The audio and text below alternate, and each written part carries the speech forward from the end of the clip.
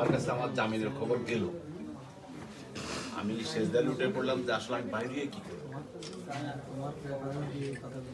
চিৎকার দিয়ে কাঁদতেছি। মানুষ বলতেছে জামিন হয়ে গেছে, আপনি তো খুশি হয়ে যাবেন। জামিন মানে কি, আমার ডিটেনশনের মেয়াদ শেষ। ডিটেনশনের মেয়াদ একদিন আগে শেষ হয়েছে, আমি এটাকে গোপন রাখছি। পরের দিন আমি চ্যালেঞ্জ করছি যে আমার তো অবৈধভাবে একদিন রাখছি। তখন সব দৌড়দৌড়ি করে আসলো যে আসলে একদিন অবৈধ। তখন আমাকে ছেড়ে দেওয়ার জন্য প্রিপারেশন। এরপরে তাজুভাই বের হওয়ার পরে তাজুভাই সহ কাকা সহ আমরা থাইল্যান্ড গেলাম। থাইল্যান্ড থেকে এসে তাজুভাই পরামর্শ দিল যে উনি সহ একটা ফান ফ্যাক্টরি করবে। ওনার পেছনে ঘুরলাম 6 মাস।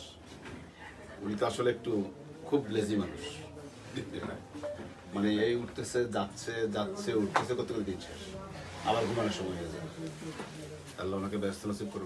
চিন্তা করলাম যে ওনার মাথায় ওনাকে দেওয়া হবে। তখন আমি শুরু করলাম। এখানে আসলে এখানে প্রতিটা ইট কিন্তু মানে বলবো মানে তখনকার 1000 ইট, মানে এখনকার 1000 ইট তখন আমার একটা ইটের সমান ছিল। এখন আমি যে 1000 ইট এবিল করতে পারি অথবা এটাকে আমি সহজে আমি রিসিভ করতে পারবো, তখন একটা ইট আমার জন্য তেমন ছিল। চেষ্টা করেছি মানে বিশুদ্ধভাবে সার্ভিসটা দেওয়ার জন্য। এখানে আমরা একটা দোয়া পড়াইলাম, একবার ইফতারের দোয়া পড়াইলাম।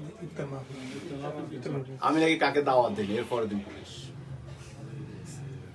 তো কে নাকি স্কুলে ছিল, লাকসামের এক পরবর্তী মহারতী স্কুলে ছিল। আমি জানি কিভাবে উনি স্কুলে, আর উনি স্কুলে উনি আমার ঘরে দেখলে তো দাওয়াত পাওয়ার উপযুক্ত না।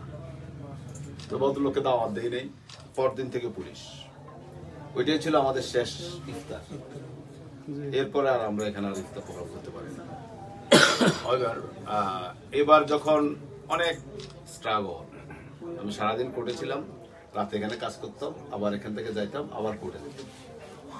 আউটপুটও ভালো ছিল, পরিশ্রমের আউটপুটও ভালো ছিল। আমার এখানে বন্ধ হওয়ার জন্য আমার ম্যানেজমেন্ট প্রবলেম ছিল, সবচেয়ে বড় প্রবলেম ছিল। আর প্রফেশনে এতটা ব্যস্ত হয়ে গেছি, আর ওখানে পেশাটা আমার এমনভাবে ছিল যে পেশাও ছিল, নেশাও ছিল। ফলে অন্য কোনো নেশা আমাকে আক্রান্ত করে, অন্য কোনো নেশা আমাকে টাচ করে। পেশাটাই আমার নেশা ছিল। আমাদের বাচ্চু জসিম তাহলে মাঝে মাঝে কুমিল্লা যাচ্ছে যে একটু বিশ্ব রোড আসে না, এসে দেখা দিয়ে যান, এখানে আমরা একটা জমি কিনবো অথবা ডিল করতেছি, এখানে দেখা দিয়ে যান। আমার পক্ষে এটা সম্ভব হবে।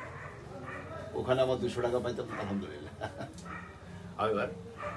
এবার আর এটাকে নতুন করে চালু করার মতো আমার সেই এনার্জি নাই।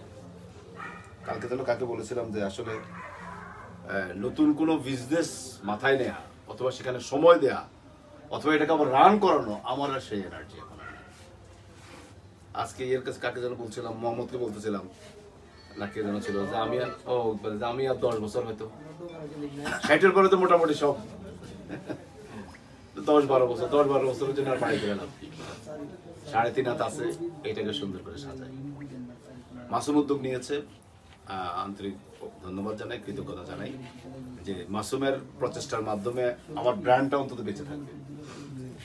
আমার ব্র্যান্ডের অফিসিয়াল সকল কার্যক্রম কিন্তু সম্পন্ন। আমাদের ইয়েতে এই শিল্প মন্ত্রণালয়ের সালফিয়া ব্র্যান্ডে কেউ কিছু করতে পারবে না, কিন্তু এটা আমার ট্রেডমার্ক রেজিস্ট্রেশন আছে, রেজিস্ট্রেশন ফি জমা দেওয়া আছে। বিএসটিতে আমার ফাইল 4 বার উঠছে, কিন্তু বিএসটি যে কোনো এক অশনি সংকেতের কারণে আমরা বিএসটি লাইসেন্সটা সর্বশেষ পর্যন্ত পাইনি। এরপর আমি আসলে মানে আশাই ছেড়ে দিছি, বিএসটি লাইসেন্স সর্বশেষ পর্যন্ত নিতে পারিনি। কিন্তু আমাদের ট্রেডমার্ক রেজিস্টার একদম সরকারি গ্যাজেট করা, সালফিয়া নামে বাংলাদেশে কেউ কোনো ব্র্যান্ড করতে পারবে না, এটা আমার সরকারি গ্যাজেট করা।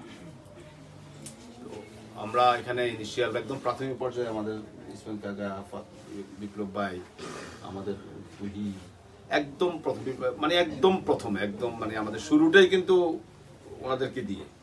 আর মাঝে মধ্যে বিপ্লব ভাই থেকে পরামর্শ নিতাম, কারণ উনি তো মার্কেটিং লাইনে বিজনেস করে, যে কোনো বিষয়ে আসলে পরামর্শ নিতাম। আজকে আলহামদুলিল্লাহ মাসুম এত সুন্দর আয়োজন করবে এটা আমার চিন্তাও ছিল না। আমি প্রথম উদ্বোধনও কিন্তু এত সুন্দর আয়োজন করতে পারিনি, আলহামদুলিল্লাহ। তো আপনাদের সকলের সর্বাত্মক সহযোগিতা চাই। এখানে বিজনেস কি হবে না হবে জানি না, বাট এখানে একটা ইমোশনাল অ্যাটাচমেন্ট আছে, এখানে একটা আবেগ আছে, এর বাইরে আর কিছু না। এখন আমাদের যে পজিশন, যে পর্যায়ে, যে স্ট্যান্ডার্ড, এই স্ট্যান্ডার্ডে আর বিজনেস এখানে কয় টাকা ব্যবসা করে কয় টাকা কি করব, কিন্তু ইমোশনটা, ব্র্যান্ডটা বেঁচে থাকা, এটা একটা আবেগ। এবং এখানে যদি মাসুম উদ্যোগ নিয়েছে, মাসুম যদি সুন্দর করতে পারে, ম্যানেজমেন্টটা যদি ঠিক রাখতে পারে, আর আপনাদের সর্বাত্মক সহযোগিতা যদি থাকে, ইনশাল্লাহ এটা প্রফিটেবল বিজনেস, এটা প্রফিট হবে ইনশাল্লাহ। আর আমি মেশিনগুলো এমনভাবে সেট আপ করেছিলাম ইতিপূর্বে, এখানে দুইটা সিস্টেম আছে। একটা হচ্ছে আমাদের মেমব্রেন যে ওয়াটারটা আছে, এই ওয়াটারটার আসলেই ভ্যালু বেশি। আমি যখন বলতাম যে আমরা 45-50 টাকা করে বিক্রি করি, ঢাকায় তারা বিশ্বাসই করতো না মেমব্রেন দিয়ে কিভাবে 50 টাকা করে বিক্রি করে। আরেকটা কাজ আছে বাইপাস লাইন। বাইপাস লাইন দিলে 10 টাকা করে বিক্রি করে, ঢাকা 60 টাকা পানি বিক্রি করে, 8 টাকা পানি বিক্রি করে ঢাকা। তো ওইটা আমরাও বিক্রি করতে পারি 60 টাকা, আমরা 5 টাকা বিক্রি করলে অসুবিধা নেই, ট্যাপ থেকে আসবে চলে যাবে। আমার মেশিনে আমি বাইপাসের কোনো অপশনই রাখি, কারণ আজকে আমি তো থাকি না, যে কেউ এই প্রজেক্টটা ব্যবহার করতে পারে। তার এখন মোটর টাঙ্কি আছে, খালি তার মার্কেটে চাহিদা আছে, সে করবেটা কি? সে বাইপাস দিয়ে টাঙ্কি ফুরাই দিয়ে সে ছাড়িয়ে দিয়ে তার বাজারের প্রেশার শেষ হয়ে গেল। আমি প্রথম যে মেশিন, আমার এই ছোট্ট মেশিন দিয়ে আমি শুরু করছি, এই মেশিনটা দিয়ে আমি শুরু করছিলাম প্রথম। তো আমরা সেখানে বাইপাস কোনো অপশন রাখি না, তার মানে হচ্ছে সেখানে বিশুদ্ধতার বাইরে পানি সেখানে আউট হওয়ার কোনো সুযোগ নেই। এখন কিছু টেকনিক্যাল প্রবলেম আছে, পানিটা হচ্ছে একেবারেই মিনারেল ম্যাটার, এখানে কিছু টেকনিক্যাল ম্যাটার আছে। আর আমরা যে জারগুলো ব্যবহার করি এটা প্লাস্টিক, তাহলে এই জারগুলোর দাম কমতে কমতে এখন 100 টাকা 150 টাকা আসছে। আমরা উনিও 1000 টাকা করে কিনতো, 700, 750, 1000 করে আমরা কিনতাম। এগুলো সহজলভ্য হয়েছে, দেশে প্রোডাক্ট হচ্ছে, কিন্তু দেশে যে প্রোডাক্ট হচ্ছে এখানে কিন্তু এদের ফুড গ্রেড কমতেছে।